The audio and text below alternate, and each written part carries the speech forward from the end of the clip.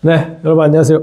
제주도 동네업자입니다. 오늘은 여러분들께 목주택 지을 때 꼭 피해야 될 몇 가지를 말씀드리겠습니다.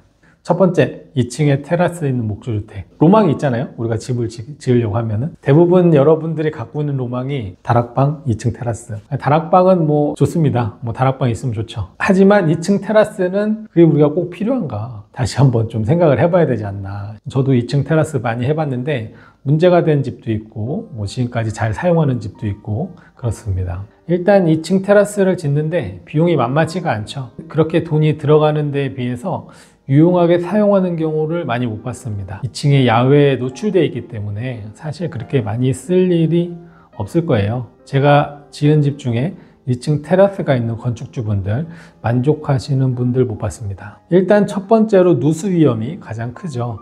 테라스는 나중에 화재가 발생되면 보수하기도 힘들고, 그리고 여러분들 건축물은 짓는 순간부터 노후화가 발생이 되기 시작하는 겁니다. 지금 당장은 괜찮더라도 시간이 지나면 누수가 생길 확률이 높아지겠죠. 두 번째로는 처마 없는 목조주택. 한때 굉장히 유행이었잖아요. 처마 싹 없애가지고. 근데 처마는 굉장히 중요한 역할을 많이 합니다. 첫 번째로 기본적으로 처마에서 용마루까지 공기를 빼주는 그런 벤트 기능이 있고요. 두 번째로는 여름에 창문으로 직접 들어오는 복사열을 어느 정도 차단해 줄 수가 있습니다. 그리고 세 번째로는 외벽을 빗물로부터 어느 정도 보호해 주는 게 처마입니다. 그래서 처마는 굉장히 중요한 부분이어서 처마를 없애는 것보다 처마를 이쁘게 만드는 그런 방법을 고민하는 게 훨씬 바람직하지 않나. 그래도 정말 나는 처마 없는 집을 져야겠다, 거기에 꽂혔다, 그러면은 이 지붕 자체를 언벤티드 루프, 그런 지붕을 구성을 하고 지붕 슬로프에서 벽체가 시작되는 부분에 방수를 철저히 해주고, 이제 외벽이 빗물에 그냥 노출되기 때문에 이런 창문 개고부에 방수를 굉장히 잘 해주셔야 됩니다. 세 번째로 손이 많이 가는 외장재,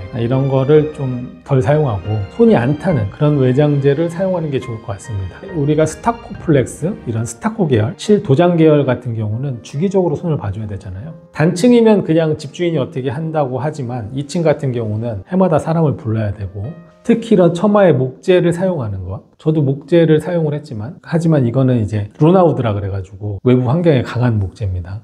이런 목재를 사용했을 때 도장을 주기적으로 해줘야 되는 게 굉장히 번거롭죠. 이런 시기를 놓쳐서 도장을 제때 못 해주면 집에 손상이 생길 수가 있습니다. 그래서 그런 관리를 주기적으로 해주는 게 굉장히 피곤하고 귀찮은 일이 되기 때문에 웬만하면은 외장에 손을 안 대는 그런 외장재를 쓰는 게 좋을 것 같습니다. 여러분들이 철제, 그러니까 뭐 징크나 후레싱 이런 게 철이기 때문에 라이프 스판이 길다고 생각할 수 있는데, 징크나 후레싱 같은 경우는 라이프 스판이 짧습니다. 주기적으로 교체를 해줘야 되는 외장재예요. 징크 지붕 길어야 20년?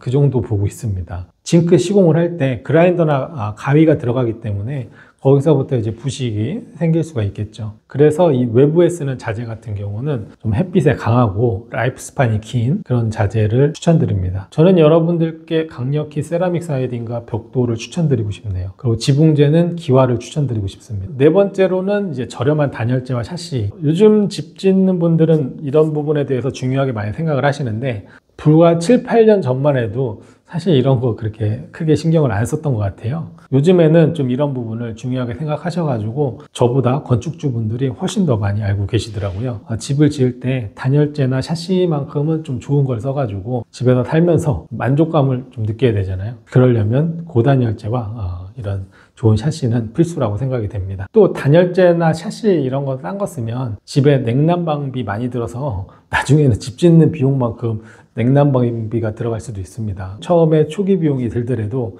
또 단열재는 가등급 쓴다 그래서 그렇게 비싸지도 않아요. 지금 국내에서 다등급, 나등급, 가등급이 있는데 다등급에서 가등급으로 가도 금액 차이가 얼마 안 납니다. 다음으로는 이제 유행 타는 전원주택이 있잖아요.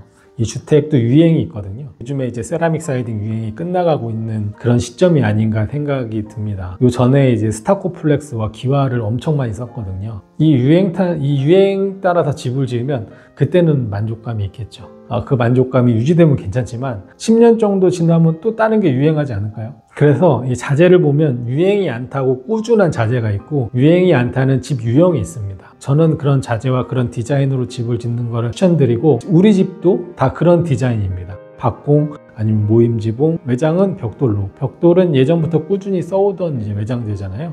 그래서 그렇게 마감을 해서 저희 집도 지었거든요. 근데 이 유행 타는 주택은 지금은 그 집이 너무 이쁘고 좋을지 몰라도 장기적으로 봤을 때 한 번 더 생각을 해볼 필요가 있겠죠. 저는 세라믹 사이딩을 제가 2년도인가 처음 봤거든요. 그때 일본에서 기술자들이 와서 시공하는 것도 알려주고 했는데 그때 굉장히 멋있었어요, 이 세라믹 사이딩이. 근데 요즘에는 세라믹 사이딩을 보면은 좀 너무 조잡스럽게 보이고 판과 판의 이음매가 실리콘으로 되어 있잖아요.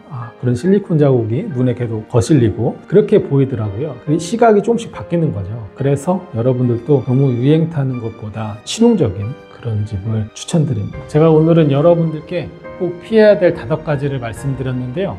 다시 정리를 해보면 첫 번째로는 2층 테라스. 2층 테라스가 꼭 필요하시면 차라리 지붕 있는 테라스를 고민하시는 게 좋을 것 같습니다. 두 번째로는 처마 없는 집, 처마의 기능을 다시 한번 좀 상기해서 이게 정말 처마가 없어야 되는지 좀 생각을 해보면 좋을 것 같고요. 세 번째로는 고단열과 고기능성 창호, 요거는 좀 필수라고 생각이 됩니다. 네 번째로는 관리가 힘든 외장재, 이런 것보다는 좀 라이프 스판이 길고 손이 덜 가는 그런 외장재 선택을 추천드립니다. 마지막으로는 너무 유행에 따라가지 않고 우리가 예전부터 꾸준히 지어왔던 집, 그런 거에다가 좀 너무 밋밋하면 여러분들이 좋아할 만한 한두 가지 요소를 추가해가지고 집을 짓는 게 좋지 않을까, 저는 개인적으로 그렇게 생각을 합니다. 제가 준비한 영상은 여기까지고요. 다음에 좀 더 유익한 영상으로 인사드리겠습니다. 감사합니다.